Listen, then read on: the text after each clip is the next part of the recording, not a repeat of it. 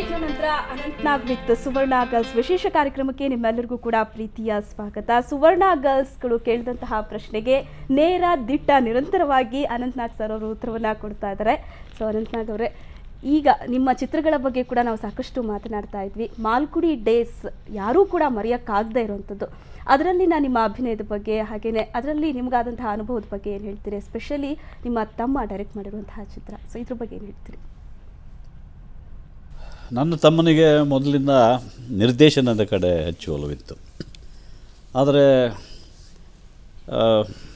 ಆತನಿಗೆ ಗಿರೀಶ್ ಕಾರ್ನಾಡ್ ಅವರ ಒಂದಾನೊಂದು ಕಾಲದಲ್ಲಿ ಅವನು ಅಲ್ಲಿ ನಾಟಕ ಆಡುವಾಗ ಗಿರೀಶ್ ಕಾರ್ನಾಡ್ರವನನ್ನು ನೋಡಿ ಅವನನ್ನು ಕರೆಸಿ ಅವನಿಗೆ ಸ್ವಲ್ಪ ಒತ್ತಾಯ ಮಾಡಿ ಆ ಪಾತ್ರ ಮಾಡಿಸಿದ್ದಾಯಿತು. ಅದರ ಮೊದಲು ಚಿತ್ರದಲ್ಲೇ ಅವನಿಗೆ ತುಂಬ ಒಳ್ಳೆಯ ಹೆಸರು ಬಂತು, ನ್ಯಾಷನಲ್ ಅವಾರ್ಡು ಬಂತು. ಆಮೇಲೆ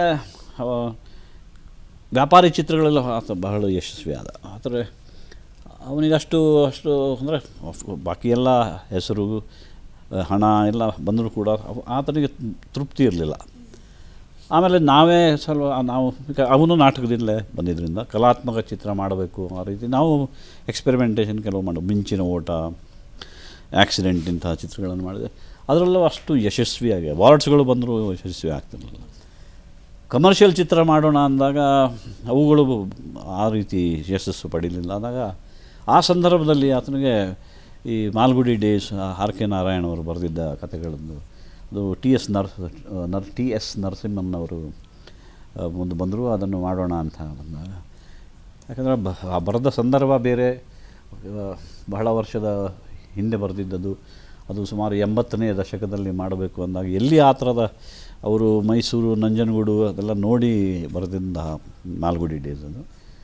ಹಾಗಾಗಿ ಕಡೆಗೆ ನಾನು ಶಂಕರಿಗೆ ಹೇಳಿದೆ, ಆಗುಂಬೆಗೆ ಹೋಗಿ ನೋಡು, ಅಲ್ಲಿ ನಾನೊಂದು ಚಿತ್ರೀಕರಣ ಮಾಡಿ, ಆ ಊರು ನನಗೆ ತುಂಬ ಇಷ್ಟವಾಗಿತ್ತು. ಅಲ್ಲಿ ಹೋಗಿ ಮಾಲ್ಗುಡಿ ಶುರು ಮಾಡಿದ್ವಿ. ಆವಾಗ ದೂರದರ್ಶನದಲ್ಲಿ ಆವಾಗ ಇಷ್ಟು ಚಾನೆಲ್ಗಳಿರಲಿಲ್ಲಲ್ಲ, ವಾರಕ್ಕೆ ಒಂದೇ ಎಪಿಸೋಡ್ ಬರೋದು.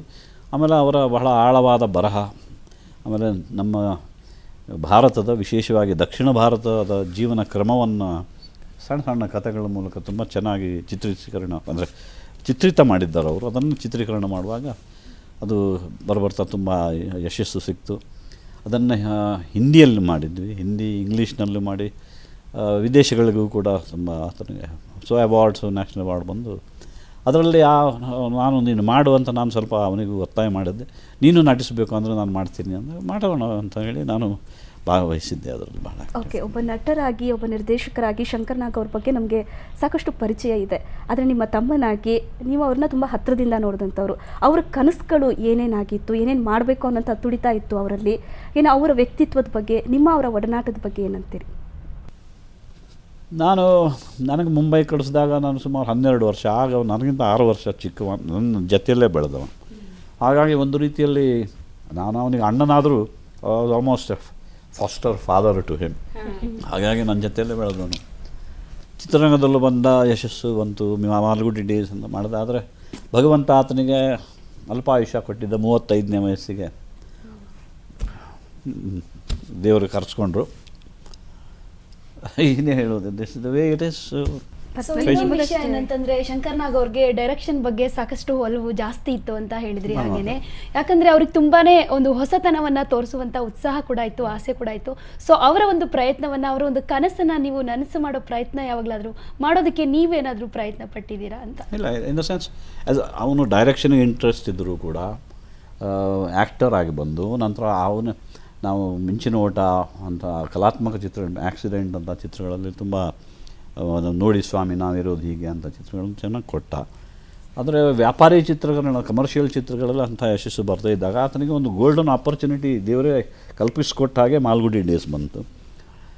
ಅದನ್ನು ಮಾಡಿ ತುಂಬ ಹೆಸರು ಒಳ್ಳ ಉತ್ತಮ ಪರಿಸ್ಥಿತಿಯಲ್ಲಿದ್ದಾಗ ಆತನಿಗೆ ಈ ಅವಘಡ ಆಗಿ ಅದರಲ್ಲಿ ಸೊ ಪ್ರತಿಯೊಬ್ಬರಿಗೂ ಅವ್ರ ದಾರಿ ಒಂದು ಇರ್ತದೆ. ಸೊ ಅದನ್ನು ಅವರು ಒಬ್ಬರು ಮಾಡಿದ್ದನ್ನು ಇನ್ನೊಬ್ಬರು ಮಾಡೋದಕ್ಕೆ ಆಗೋದಿಲ್ಲ. ಜಗಳ, ಕಿತ್ತಾಟ ಅಥವಾ ಪ್ರೀತಿ, ವಿಶ್ವಾಸ, ಮಾತುಕತೆ, ಒಡನಾಟ ಹೆಂಗಿತ್ತು ನಿಮ್ಮ ಅವರ ನಡುವೆ ಅಂತ? ತುಂಬ ಸಲಿಗೆ. ತಮ್ಮ ಆದಮೇಲೆ ಅಣ್ಣ ಅನ್ನೋ ಸಲಿಗೆ ಅವನಿಗೆ, ತಮ್ಮ ಅನ್ನೋ ಸಲಿಗೆ ನನಗೆ.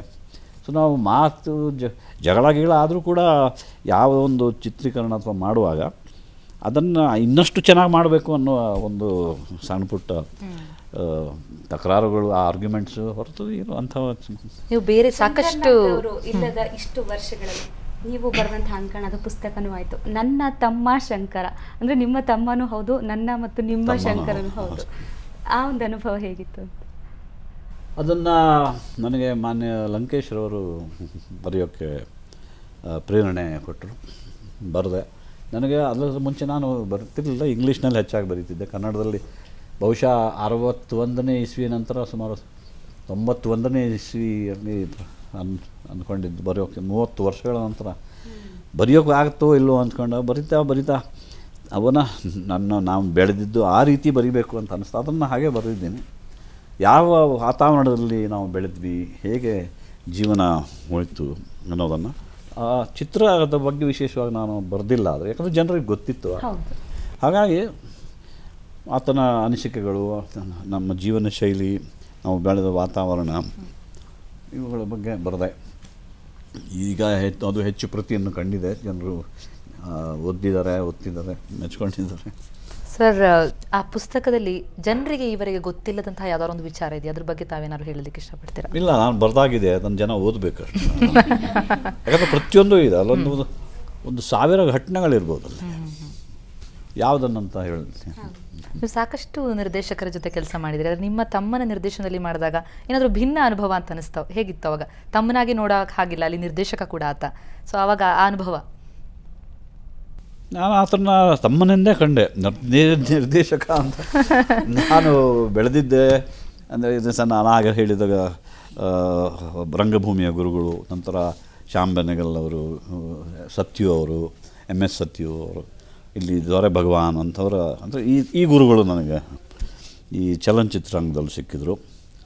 ಹಾಗಾಗಿ ಅವರ ಹತ್ರ ಏನು ನನ್ನ ಅನುಭವ ಆಯಿತು, ಅದನ್ನು ನಾನು ಹೇಳಿ ಬೇರೆಯವರು ಹೇಗೆ ಮಾಡ್ತಿದ್ದಾರೆ ಅದನ್ನು ನೋಡಿ ಸ್ವಲ್ಪ ಹಾಗಾಗಿ ಅಡ್ವೈಸ್ ಮಾಡ್ತಿದ್ದೆ, ಹೀಗೆ ಇರಬೇಕು ಅದಕ್ಕೆ. ಯಾಕಂದರೆ ಆತ ಅಂದರೆ ಚಿಕ್ಕಂದಿನಲ್ಲೇ ಅವನನ್ನು ಮುಂಬೈ ಕಳಿಸಿದ್ರಿಂದ ಅವನಿಗೆ ಇಲ್ಲಿ ದಕ್ಷಿಣ ಭಾರತದ ಏನು ರೀತಿ ನೀತಿಗಳಾಗಲಿ ಅಥವಾ ಪರಿಸರ ಅಥವಾ ಇಲ್ಲಿಯ ವಾತಾವರಣ, ಇಲ್ಲಿಯ ಸಂಸ್ಕೃತಿ, ಅದರ ಬಗ್ಗೆ ಹೆಚ್ಚು ಕಾಳಜಿಯಿಂದ ಮಾಡಬೇಕು ಅನ್ನೋದು. ಮುಂಬೈಯಲ್ಲಿ ಬೆಳೆದಿದ್ದರಿಂದ ಆತನಿಗೆ ಗೊತ್ತಿಲ್ಲದೆ ಇರಬಹುದು, ಗೊತ್ತಿದ್ರೂ ನಾ ಹೇಳಿದ್ರೆ ಚಿಂತೆ ಇಲ್ಲ ಅಂತ ನಾನು ಸ್ವಲ್ಪ ಹೆಚ್ಚಾಗಿ ಹೇಳಿ ಬಟ್ ಕೇಳ್ತಿದ್ರು. ಸರ್, ನಿಮ್ಮ ಹವ್ಯಾಸ ಅಭ್ಯಾಸಗಳಿಗೆ ಪೂರಕವಾಗಿ ನಮ್ದೊಂದು ಗಿಫ್ಟ್ ಸುವರ್ಣ ಗರ್ಲ್ಸ್ ಕಡೆಯಿಂದ.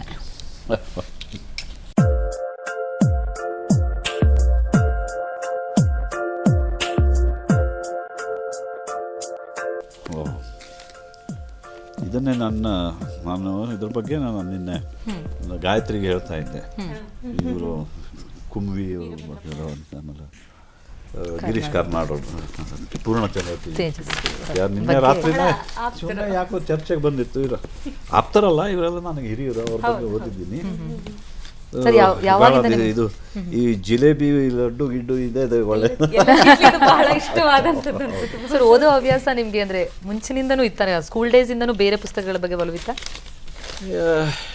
ಇಲ್ಲಿ ಓದ್ತಿದ್ದೆ, ತುಂಬ ಓದ್ತಿದ್ದೆ. ನಾನು ಹೊನ್ನಾವರದಲ್ಲಿ ಇರುವ 8ನೇ ಇಯತ್ತೆಯವರೆಗೂ ತುಂಬ ಓದ್ತಿದ್ದೆ. ಸಾಹಿತ್ಯದಲ್ಲಿ ಕುರಿತು ನಮ್ಮ ಆಗಿನ ಮೇಷ್ಟ್ರುಗಳು ನಮ್ಮಿಂದ ಅದರ ಸಿಲೆಬಸ್ಸಲ್ಲಿ ಏನಿದೆ ಅದನ್ನು ಬಿಟ್ಟು ನಿಬಂಧಗಳನ್ನು ಬರೆಯೋದಕ್ಕೆ, ಭಾಷಣಗಳನ್ನು, ಯಾವುದೋ ಸಬ್ಜೆಕ್ಟ್ಗಳು ಭಾಷಣ ಅಂತ ಬರೀರಿ, ಅದೇ ಭಾಷಣ ಬೇರೆ ಅಕೇಷನ್ಸಲ್ಲಿ ನೀನು ಮಾತಾಡಿ ಬಾಯ್ಪಾಠ ಮಾಡ್ಕೊಂಡು ಬನ್ನಿ, ಹೀಗೆಲ್ಲ ಕಲಿಸ್ತಿದ್ರು. ಹಾಗಾಗಿ ಕನ್ನಡದ ಮೇಲೆ ಬಹಳ ಆ ವಯಸ್ಸಿಗೆ ತಕ್ಕಂತೆ ಒಂದು ಹಿಡಿತ ಬಂದಿತ್ತು. ಅದು ತಪ್ಪಿ ಹೋಗಿತ್ತು.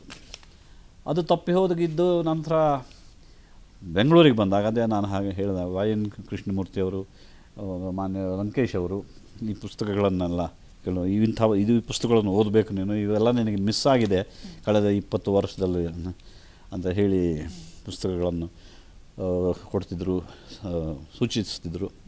ಅದನ್ನು ಓದಿ ಎಲ್ಲ ಮಾಡಿದ್ರಿಂದಲೇ ಅಟ್ ದ ಸೇಮ್ ಟೈಮ್ ಕೆಲವು ಇಂಗ್ಲೀಷ್ ಕಥೆಗಳನ್ನು, ವಿಶೇಷವಾಗಿ ಸತ್ಯದೇವ್ ದುಬೆಯವರು, ಈಗ ಓದುವ ವಯಸ್ಸು, ನೀವು ಏನು ಸಿಗುತ್ತೆ ಅದನ್ನು ಓದಬೇಕು, ಎಸ್ಪೆಷಲಿ ಇಂಗ್ಲೀಷ್ ಪುಸ್ತಕಗಳನ್ನು, ಲಿಟ್ರೇಚರನ್ನು ಅಂದರೆ ಈ ವುಡ್ ಸಜೆಸ್ಟ್.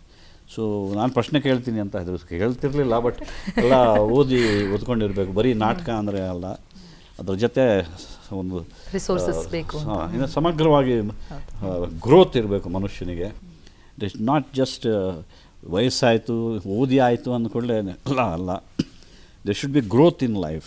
ಅನ್ನೋ ರೀತಿ ನಮ್ಮ ಮಟ್ಟವನ್ನು ನಾವು ಗರಿಷ್ಠಕ್ಕೆ ತಗೊಂಡು ಹೋಗ್ತಾ ಇರಬೇಕು ಅನ್ನೋ ಆ ಥರದ ಆ ದೃಷ್ಟಿಯಲ್ಲಿ ನಿಜಕ್ಕೂ ಅನಂತಾಗ್ ಅವರು ಭಿನ್ನ ಸಿಕ್ಕ ಪಾತ್ರಗಳು ನಡೆಸೋದಷ್ಟೇ ಅಲ್ಲ, ಮೇಧಾವಿ ಅನ್ಸ್ಕೊಂಡಿರೋದು ಇದೇ ಕಾರಣಕ್ಕೆ ಅಂತ ಅನ್ಸುತ್ತೆ ಬಹುಶಃ ಅನಂತಾಗ್ ಅವರು ಆ ರೀತಿ ಪ್ರೇರಣೆ ಕೊಡ್ತಿದ್ರು, ಹೇಳ್ತಿದ್ರು, ಕಲಿಸ್ತಿದ್ರು. ಸೊ ಹಾಗಾಗಿ ಓದುವುದು. ಸೊ ವೀಕ್ಷಕರೇ, ಇವತ್ತು ನಾವು ಅಭಿನಯ ಮೂರ್ತಿ, ಅನುಭವದ ಸಾರವನ್ನು ಹೊತ್ತಿರತಕ್ಕಂತಹ ಅನಂತ್ನಾಗ್ ಅವರ ಬಳಿ ಮಾತನಾಡ್ತಾ ಇದ್ವಿ. ಸಾಕಷ್ಟು ವಿಚಾರಗಳನ್ನ ಅವರು ನಮ್ಮ ಜೊತೆ ಹಂಚ್ಕೊಂಡಿದ್ದಾರೆ. ಮನೆ ಇರ್ಬೋದು, ಸಿನಿಮಾ ಇರ್ಬೋದು, ಹೀಗೆ ಮತ್ತಷ್ಟು ಮಾತಾಡೋಣ ಚಿಕ್ಕ ಬ್ರೇಕ್ನ ನಂತರ.